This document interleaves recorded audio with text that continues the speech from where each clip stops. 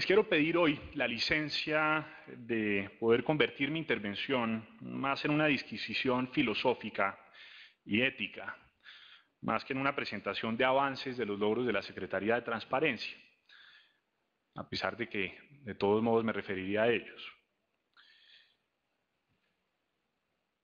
Quiero con esta primera intervención mostrarle al país cuál es mi visión sobre el delicado asunto que nos ocupa. Y quiero plantear además cuál es el rumbo hacia el cual pienso que debemos avanzar para llegar a buen puerto. Déjenme empezar así. En la muy famosa República de Platón, escrita en el siglo V antes de Cristo, una de las piedras angulares de la ciencia política de la antigüedad, que por siglos irradió su luz sobre todo el pensamiento occidental y sobre toda la tradición cristiana, desde San Agustín de Hipona y llegando hasta Santo Tomás. Glaucón, en esa obra, uno de los sujetos deliberantes de ese famoso diálogo, hermano de Platón por demás, afirma que las personas son por naturaleza injustas. Solo son justas, nos dice Glaucón, por miedo al castigo y no por convicción. Y para sustentar su argumento, narra la fábula del anillo de Giges, la cual siglos después inspiraría al escritor británico John Ronald Tolkien a escribir El Señor de los Anillos, que todos conocemos. Según Glaucón, Giges es un campesino iletrado que después de una tormenta y un terremoto feroz, encontró en el fondo de un abismo un caballo hecho de bronce. Ese caballo contenía en su interior un cuerpo sin vida, cuya única pertenencia era un anillo de oro. Giges después descubrió que el anillo le concedía a su dueño el poder de la invisibilidad. Así, sacando provecho del poder del anillo, Giges lo usó para enamorar a la reina y después con su auxilio matar al rey, apoderándose así de su reino. Gracias al anillo, Giges hacía el mal e incrementaba su poder, se alzaba como un gran tirano y un corrupto, mientras que pasaba por hombre bueno frente a sus súbditos. Esta fábula nos enseña tres cosas. Primero, que es necesario que nadie quede por fuera del alcance de la ley, de su vigilancia y de su cumplimiento. De lo contrario, al igual que en la fábula de Giges, que con su anillo tiene el don de escapar al alcance de la ley, es fácil que termine por reinar la tiranía, la corrupción y el crimen.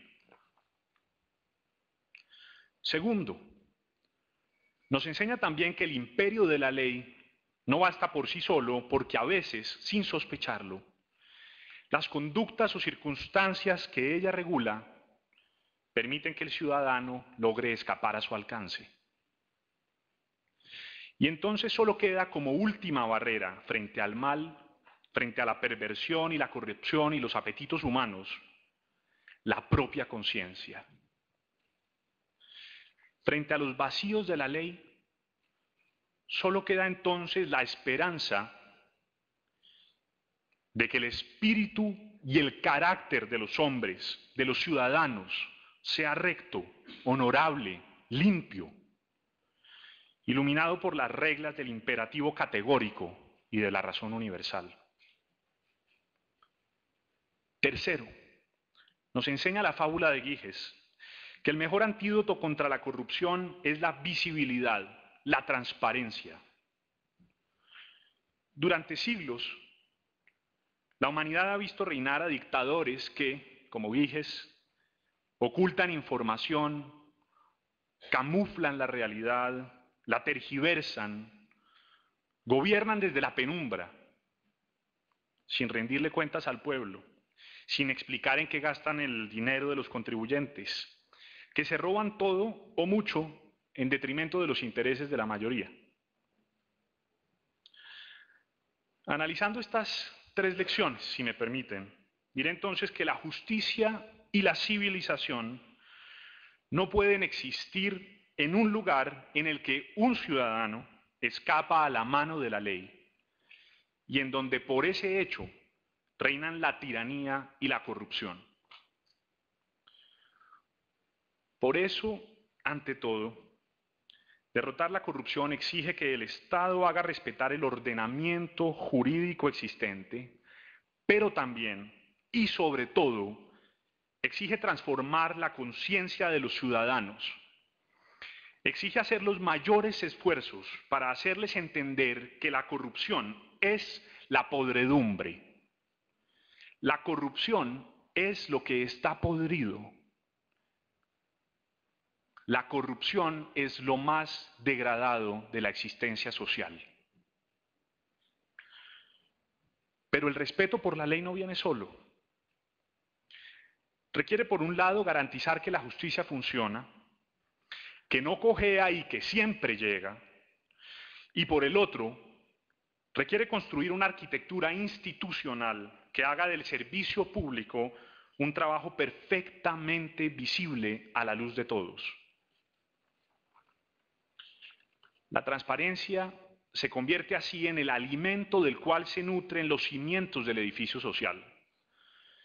Sin ella, el organismo se contamina, se envenena, se muere. Con ella, con la transparencia como principio rector, el organismo crece vigoroso, fuerte y dinámico. Con ella, todo está a la luz de todos. Crece la confianza, el buen entendimiento y la solidaridad ciudadana. Con ella, además, va transformándose la conciencia social. Con ella empiezan a reducirse en número y en fuerza aquellos que creen que la corrupción es un método válido para enriquecerse. Quienes tienen ese credo, queridos amigos, no son más agudos, no son más inteligentes, no son más hábiles.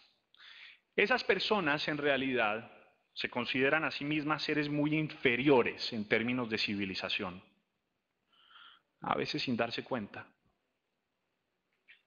En conclusión, la garantía del imperio de la ley para todos los ciudadanos, la transparencia en el manejo de la cosa pública y la transformación de la conciencia ciudadana se constituyen en los objetivos principales y comunes alrededor de los cuales deben girar el esfuerzo del Estado y de la sociedad civil para construir una sociedad libre de corrupción y de abusos. Y es así como la Secretaría de Transparencia ha venido trabajando en la búsqueda de esos objetivos. Por solo mencionar algunos ejemplos, impulsamos la adopción del COMPES 167 de 2013, que compendia la política pública integral anticorrupción. Logramos la expedición de la Ley de Transparencia, construida en equipo y con el liderazgo de la sociedad civil y la Procuraduría. Creamos, también de la mano de la Procuraduría, el Índice de Gobierno Abierto, con el cual estamos midiendo los avances en términos de transparencia de las entidades territoriales. Lanzamos el Observatorio de Transparencia para medir de cara al país los avances en materia de implementación de la política pública integral anticorrupción. Fortalecimos, bajo el liderazgo del Departamento Administrativo de la Función Pública, el nivel y calidad de los jefes de las oficinas de control interno, a quienes esta semana estaremos evaluando. Llevamos al Congreso el proyecto de ley por el cual cumplimos los estándares exigidos por la Convención Antisoborno de la OSD. Capacitamos la semana pasada a cientos de fiscales en materia del cumplimiento de esa convención. Nos vinculamos a la red de transparencia y acceso a la información, a la cual recientemente también se vinculó la Procuraduría, hecho fuertemente aplaudido por la comunidad internacional que participa de la red, y con ellos, con la Procuraduría, tuvimos el honor de compartir unas intensas jornadas de trabajo en Brasilia hace algunas semanas. Iniciamos el proceso de admisión a la OSD, en donde estamos trabajando esta semana, presentando nuestros avances ante el Grupo de Trabajo Antisoborno. Y empezamos también la construcción del plan de acción de la segunda fase de trabajo con la Alianza para el Gobierno Abierto, una red de 64 países que colaboran por cumplir los más altos estándares en materia de transparencia y prevención de la corrupción. Y esto lo hicimos atendiendo a un llamado, a un clamor de la sociedad civil organizada. Pero nuestro trabajo no se queda ahí. Ahora debemos enfrentar nuevos desafíos que hasta ahora no habíamos abordado desde la Secretaría de Transparencia, pero que yo quisiera que se convirtieran en nuestro eje rector de trabajo para los próximos años. El primer gran desafío tiene relación con la transparencia de los partidos políticos. Andrew Jackson, uno de los padres de la nación estadounidense, dijo en una ocasión: lloro por la libertad de mi país cuando veo, en estos primeros días de su existencia exitosa, que se han imputado numerosos actos de corrupción a varios miembros de la Cámara de Representantes. Eso decía Jackson. Resulta que nuestro Congreso y nuestros partidos deben renovar sus votos con el país. Pocas instituciones están tan desprestigiadas en estos días. Por eso yo le pido hoy al presidente del Senado, a todos los parlamentarios, al Congreso en pleno, que nos acompañe a liderar una gran cruzada por la transparencia de los partidos políticos. El país demanda, lo exige, saber de dónde vienen sus recursos, quiénes los financian, a qué candidatos les dan dinero, recursos o apoyo de cualquier tipo, directo o indirecto. ¿A quiénes, a qué líderes, los candidatos les dan recursos para hacer proselitismo político? ¿Cómo se aseguran de que no haya compra de votos? ¿Cuáles son sus códigos de ética? El país quiere saber por qué un partido apoya más a unos candidatos que a otros. Quiere saber si tiene planes integrales para la prevención de la corrupción. Quiere saber si tienen un sistema de prevención de riesgo de lavado de activos y financiación de terrorismo. Quiere saber cuántos recursos destinan a sus centros de pensamiento y si están cumpliendo con el mandato de la ley que los obliga a darles el 15% para actividades de formación, capacitación e inclusión de los sectores de mujeres, juventudes y etnias. El país quiere saber si están respetando la ley de protección de datos y su obligación de rendir cuentas a la ciudadanía. En fin, tenemos mucho por hacer en ese frente. Por eso invito hoy a los partidos, por conducto del presidente del Senado, a estudiar y cumplir sus obligaciones bajo la ley de transparencia. El Congreso y nuestros partidos, que encarnan la voluntad general, deberían más que nadie dar ejemplo en esta cruzada por la transparencia que, con la Procuraduría, la Contraloría y las demás entidades, hemos venido liderando desde hace varios años. El segundo gran desafío tiene relación con el fortalecimiento de la sociedad civil. La ciudadanía organizada y activa es la conciencia viva del cuerpo social. Su rol en la promoción de la transparencia y la lucha contra la corrupción reviste la mayor trascendencia. Por eso necesitamos fortalecerla y actuar cada vez más estrechamente.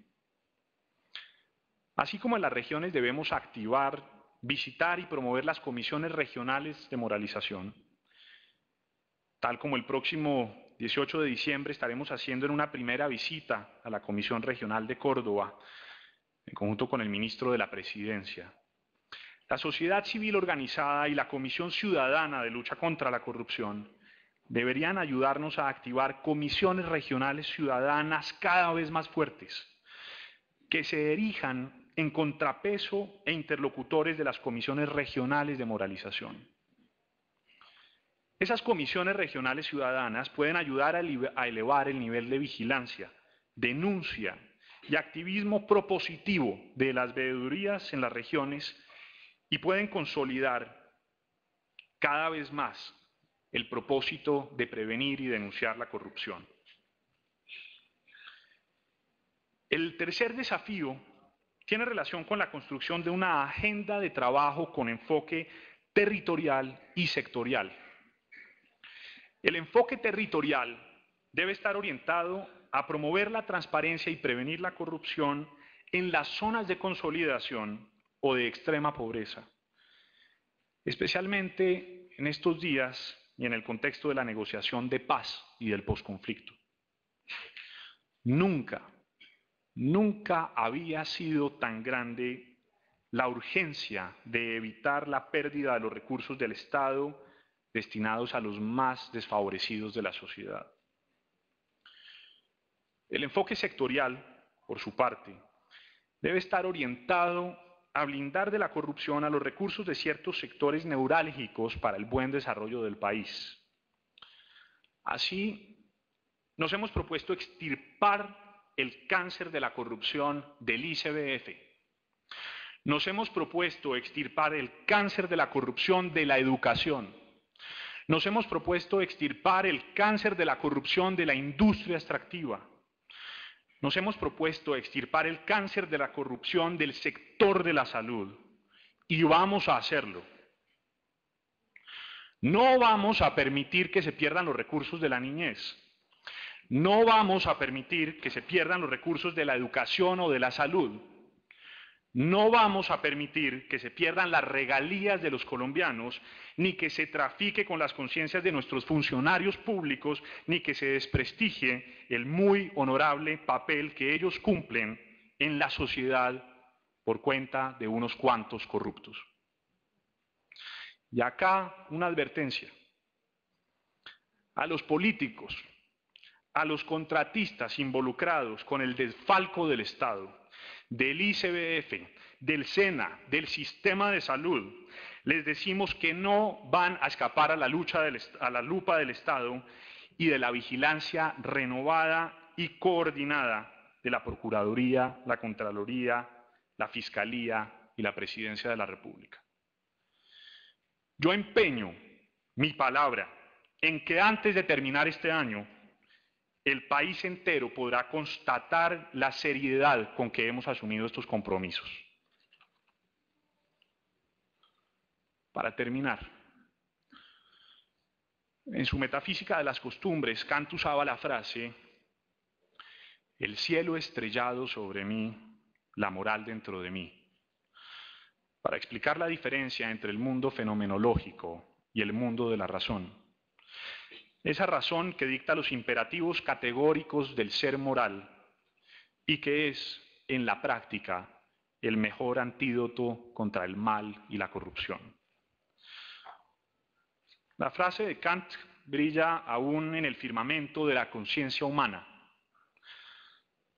Hagamos que desde la altura de la historia y la filosofía y desde la luz del futuro, nuestros ancestros y nuestros maestros, de una parte, y nuestros descendientes, de la otra, se sientan orgullosos de este pueblo colombiano que logró elevar su espíritu y liberarse del yugo de la corrupción. Gracias.